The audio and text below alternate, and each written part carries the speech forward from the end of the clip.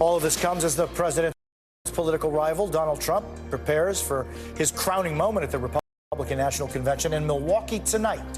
With us now, NBC News White House correspondent Ali Rafa, in Delaware, NBC News Capitol Hill correspondent Ali Vitali, and NBC News senior national politics reporter Jonathan Allen. So, John, when you have someone like Chuck Schumer telling the president he can't win, what was that like, and what was the conclusion of that meeting and that conversation? Yeah, well, you know, there's a real parallel here, and obviously the situations are different, but there's a parallel here to Richard Nixon after the Watergate tapes came out, the most damning of the Watergate tapes, where Barry Goldwater and other senators went over to the White House and told Nixon, you don't have the votes to survive. You're going to be impeached. You're going to be removed from office, and ultimately Nixon resigned. The difference here, of course, is that there's no vote on whether or not Joe Biden remains the Democratic nominee for president. It's really up to him. But there is a problem the Democrats are having, which is that their fundraising has fallen through the floor. And I know that sounds like sort of a, maybe a little bit esoteric for some folks, but they're not going to be able to do the operations they need to do to run House and Senate races, and in addition to the presidential race, if their funders are not giving them money. This is, sort of a big money game at all of those levels. So the question about what happens with Schumer, look, Schumer went there, talked to him. Hakeem Jeffries, the minority leader in the House, went to talk to the president, said the same message, gave the same message, according to our sources. He's hearing it. He's hearing that he needs to step aside, but he is not yet accepting it. Jonathan, the president has been a prolific fundraiser. There's, 200 million plus in the bank. What does it mean that his funding is drying up? It means that the donor class, the people who give big money to Democrats, and by the way, it's not just for his campaign, it's also for super PACs supporting his campaign, some of the other Democratic outside groups that support Democratic campaigns. Donors are saying, if you don't step aside, we're not giving any more money. And that's problematic not only for Biden, but for the other Democrats. And that's one of the reasons, not the only reason, but one of the reasons that you're hearing so many people either come out publicly by name to push on him, or you're hearing reports of others doing it behind closed doors. Yeah, I mean, Ali Vitali, we've seen this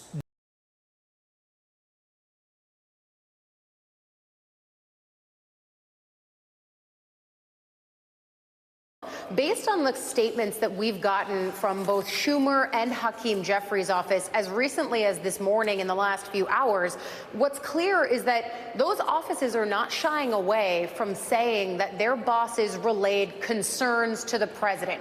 In the case of Chuck Schumer, it's that it was a blunt, private conversation. In the case of Hakeem Jeffries, we knew, and then he went in a Dear Colleague letter to his colleagues here to say that he was relaying the concerns that we have heard from Democrats and that he has heard from Democrats. Hakeem Jeffries has really run this caucus up here on the Hill since his time being atop it as someone who really does embark on listening tours of his members. He himself doesn't weigh in, but he gives his members the space to vent their concerns. In this case, it's been a lot of venting of frustrations, of panic, both about the drag that Biden could have on their own reelection efforts, but also out of concern because all of these Democratic members know the stakes in needing to defeat former President Trump. Many of them say that one of their biggest concerns in the aftermath of the debate was not just that Biden couldn't do the job, but that he couldn't carry the message, and that the message is one of just such stark contrast, whether it's on something like Project 2025 or abortion or basic transitions of democracy, peaceful transfers of power,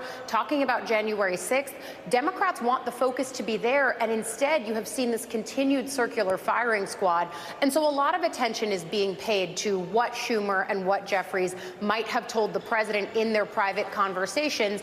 But again, if they're saying they relayed concerns, and we know from talking to members what those concerns are, we have a pretty good sense then of what might have been said to the president.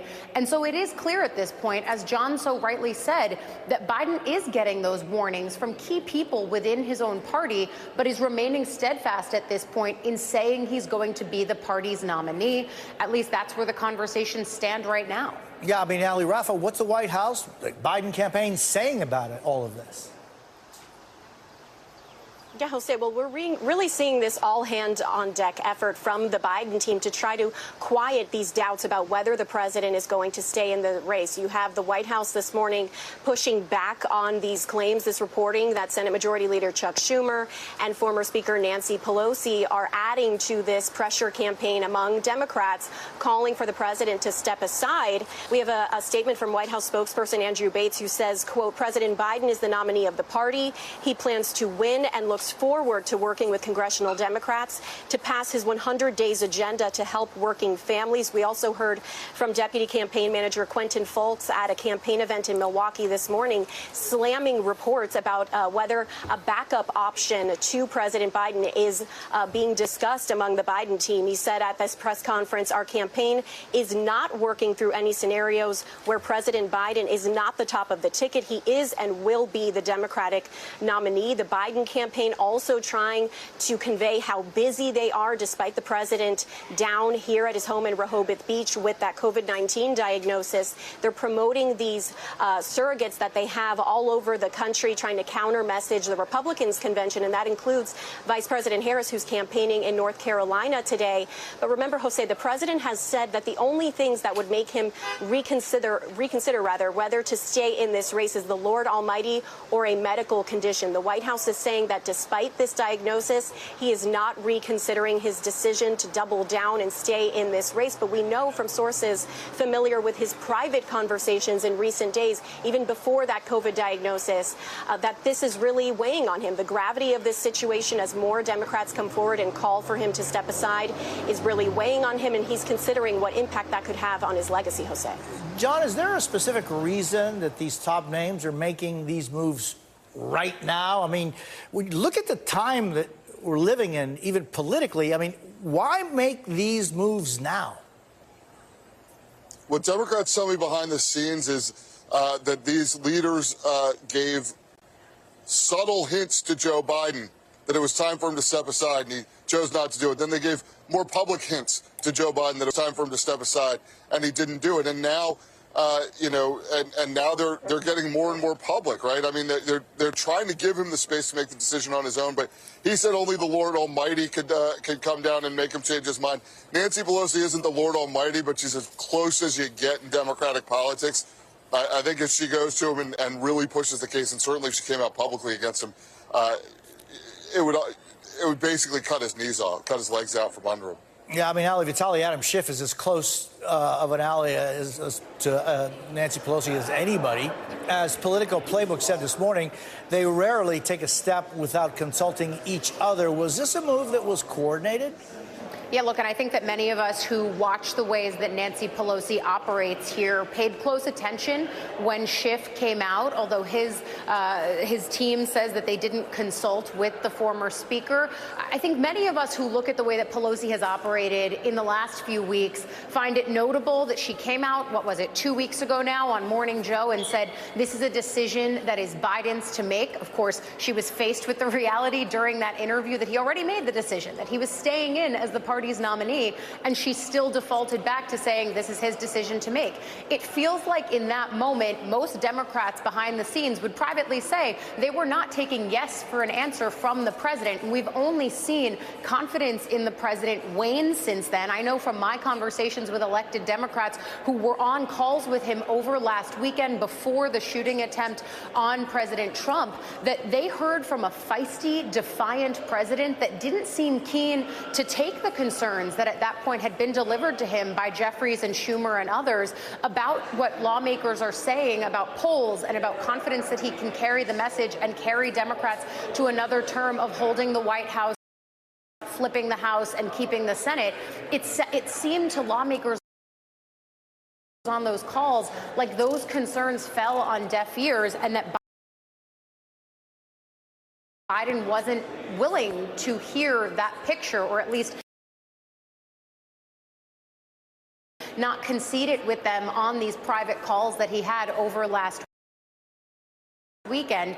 That's partly why we're seeing this feeling on Capitol Hill, even though elected lawmakers are not here. They are home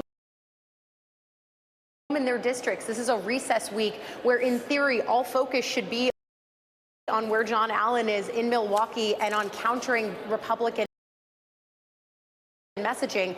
Instead, Democrats are in their group chat.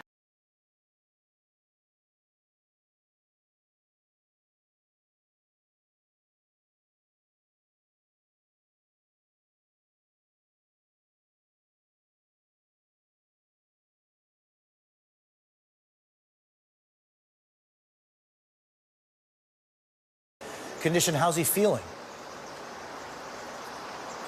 Yeah, Jose, well, we saw him a few times yesterday after the White House announced that positive diagnosis. We saw him slowly boarding Air Force One as he cut his trip to Battleground, Nevada short. He gave a thumbs up to reporters when he boarded. When he landed here in Delaware, he said he was feeling good. And the president's doctor says that his symptoms are mild, that he's suffering from a runny nose, a cough, and just general fatigue. He also says that he's taking the drug Paxlovid to help ease the severity of those symptoms. But the White House says that it will be updating the public on the president's progress as he heals from this. They say he's continuing to carry out his duties as president from Rehoboth Beach. But obviously, with the president's age at 81 years old, we expect him to be very closely monitored the next couple days, Jose. Ali Rafa, Ali Vitali, and John Allen, thank you so very much for being with us this morning. Coming up, Senator Alex Padilla of California joins us. Last week, right here on this broadcast, he told me he was standing by the president. We'll ask him where he stands today and a whole lot more. Plus, tonight is Donald Trump's big night at the RNC, just days after being shot. We'll break down how the assassination attempt will impact his remarks. And later, new reporting raises even more questions about how the shooting happened in the first place. We're back in 90 seconds. You're watching Jose Díaz-Balart Reports on MSNBC.